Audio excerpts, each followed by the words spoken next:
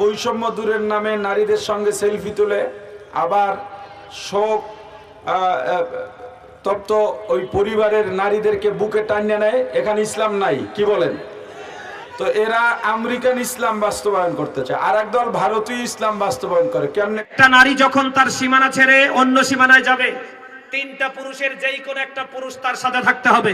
নারীরা এক জায়গা থেকে আরেক জায়গায়, এই বাড়ি থেকে আরেক বাড়ি যাওয়ার কোনো বিধান ইসলামে নাই। যা হোক, তারা যাইয়া ইসলামের দাওয়াত দিতেছে।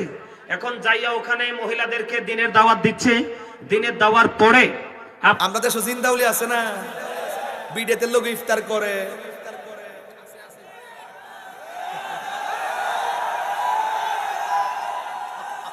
আমার শরম করে। মহিলারা বাড়ি বাড়ি তালিম করে কি জায়েজ কিনা, প্রতিদিন ডেকে নেয়, তা কি ঠিক?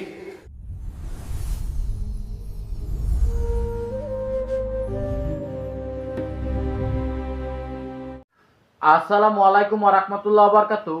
যারা আমাদের ভিডিওটি দেখছেন দেশে ও প্রবাসে, সবাইকে আন্তরিক মোবারকবাদ। দর্শক শ্রোতা, সবসময় বয়ান দিয়েছেন এবং আলেমগণ তারা ফতোয়া দিয়েছেন নারীদের পর্দা থাকা উচিত।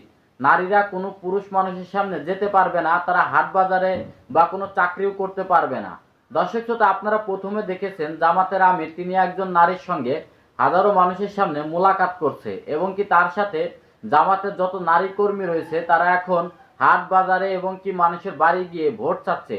আসলে তাদের এই কর্মকাণ্ডগুলো কতটুকু কোরআন সুন্নাহ মতে জায়েজ হয়েছে কি না জায়েজ, এই বিষয়ে বাংলাদেশের অনেক উলামায়ে কেরাম মুখ খুলেছেন। আজকে আপনাদেরকে এই ভিডিওতে বিস্তারিত দেখাবো। তো ভিডিওটি যদি না টেনে সম্পূর্ণ দেখেন অবশ্যই সত্য জানতে পারবেন। দর্শক শ্রোতা, কথা না বাড়িয়ে চলুন এই বিষয়ে বাংলাদেশের উলামায়ে কেরাম কি বলেছেন জামাতের এই কর্মকাণ্ড নিয়ে আমরা দেখে আসি। বৈষম্য দূরের নামে নারীদের সঙ্গে সেলফি তুলে আবার শোক তপ্ত ওই পরিবারের নারীদেরকে বুকে টানিয়ে নেয়। এখানে ইসলাম নাই, কি বলেন? তো এরা আমেরিকান ইসলাম বাস্তবায়ন করতে চায়, আর একদল ভারতীয় ইসলাম বাস্তবায়ন করে। কেমনে দেখেন না? বলে আমার নেতার নাম মুখে নিলে মুখ পবিত্র হয়ে যায়। কিন্তু পীর সাহেব চরমনাই ক্ষমতার কাছে গিয়ে, আমরা কি ক্ষমতা বুঝি না? একটু এটা আওয়াজ দিয়ে বলেন, বুঝি না?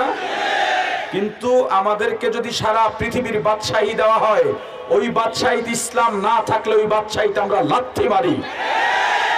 আমরাও ক্ষমতা চাই, শরিয়া বাদ দিয়া না, ক্ষমতা চাই শরিয়া সহ। পীর সাহেব চরমনাই ক্ষমতার কাছে গিয়ে ফিরে এসেছেন একমাত্র শরিয়া প্রশ্নে। যেখানে শরিয়া নাই, দিন নাই, এদেশের 90% গণমানুষ ইসলামকে ভালোবাসে। তাদের জন্য নিরেট ইসলামের একটা বাক্স প্রয়োজন, যাতে আমরা ইসলামের কথা বলতে পারি।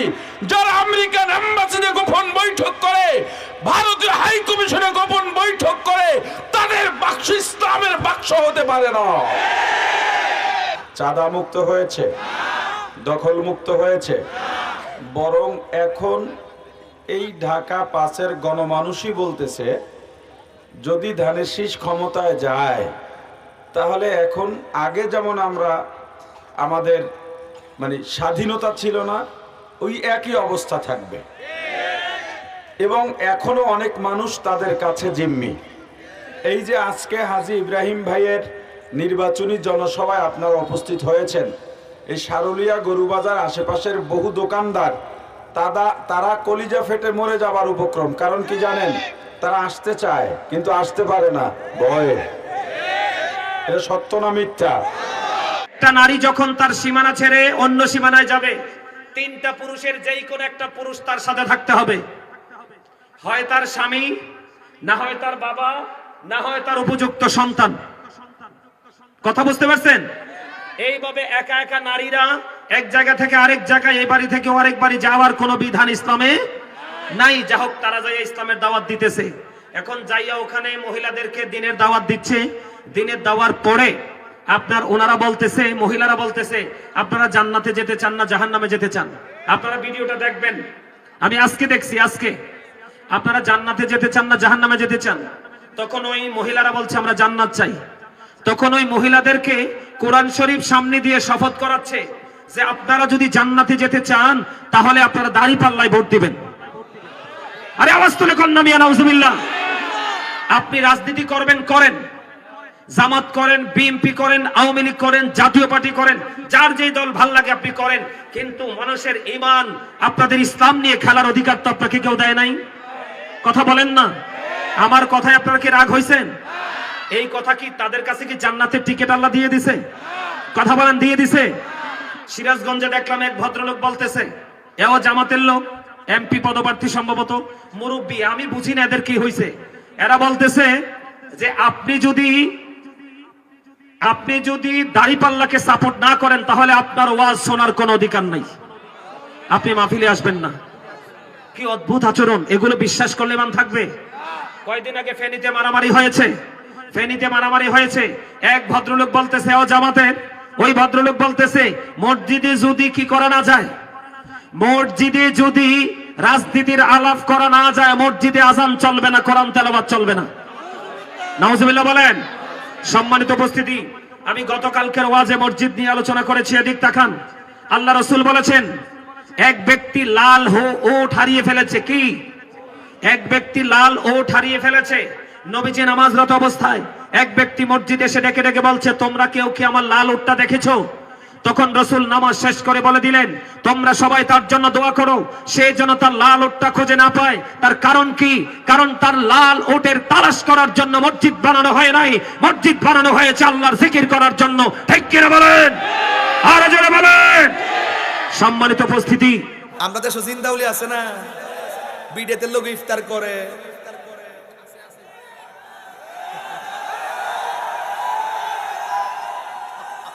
আমার শরম করে।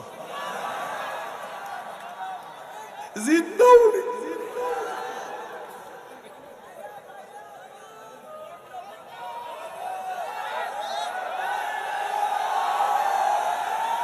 আর একটা আছে আন্তর্জাতিক সাফাবাজ।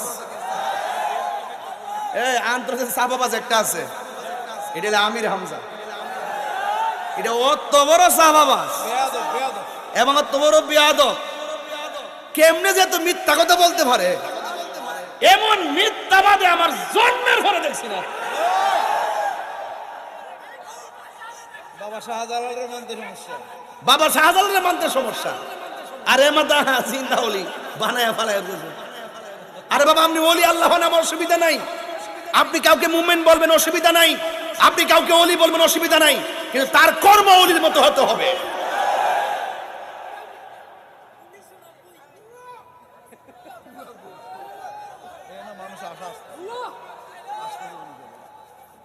এ আমার কইতাছে, আমি বলে কোরআন শরীফ পড়তাম পারি না। কইছিনি আমি তো প্রতি ওয়াজই কই যে বাবার আমি কারিও না, হাফেজও না, আমার ভুল হইতে পারে, তুমি ধরাই দাও। হে যেমনি কইছে মনে হয় আমি কোরআন শরীফ জের জবর কোরআন শরীফের আলিফ বা তাসা মারি না, এমন ভাবে পাবলিককে ধোঁকা দিতে চেষ্টা করে। এক ভাই প্রশ্ন করেছেন, মহিলারা বাড়ি বাড়ি তালিম করে কি জায়েজ কিনা, প্রতিদিন ডেকে নেয় তা কি ঠিক? তালিম দেওয়ার কাজ মহিলাদের না, পুরুষদের। কাদের?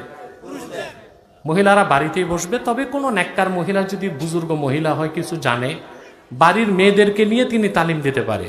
কিন্তু স্বামীর সংসার বাদ দিয়া মুরাদনগর একটা যাবে দেবিদ্দার একটা যাবে ক্যান্টনমেন্ট, এগুলো ফাহেশ কাজ, শরীয়ত বিরোধী কাজ। দর্শক শ্রোতা, আপনারা দেখতে পেয়েছেন জামাতের যে কর্মকাণ্ড গুলো করেছে, আসলে এগুলা শরিয়া বিরোধী কর্মকাণ্ড। তারা শরিয়া আইনের বাইরের থেকে এই কাজগুলো করছে। তারা যে কাজগুলো করছে এটা ইসলাম কখনো সমর্থন করে না। একজন নারীর সাথে হাজারো মানুষের সামনে মোলাকাত করছে জামাতের আমির, এগুলো কখনোই সমর্থন করে না। বাড়ি বাড়ি গিয়ে ভোট চাওয়া, পুরুষের সঙ্গে যে ভোট চাওয়া, এগুলো ইসলাম কখনো সমর্থন করে না। সেই বিষয়গুলো স্পষ্টভাবে তুলে ধরেছে। আসলে এগুলোই কুফরের আকীদা রয়েছে জামাত ইসলামের মধ্যে। তবে আজকে আপনাদের সামনে সবকিছুই তুলে ধরলাম। অবশ্যই ভিডিওটি দেখেছেন, সত্য জানতে পেরেছেন এবং কি বুঝেছেন। তবে আজকের এই ভিডিওটি এই পর্যন্ত। ভিডিওটি যদি ভালো লাগে অবশ্যই লাইক কমেন্ট শেয়ার করবেন এবং কি চ্যানেলটি সাবস্ক্রাইব করবেন। আল্লাহ হাফেজ।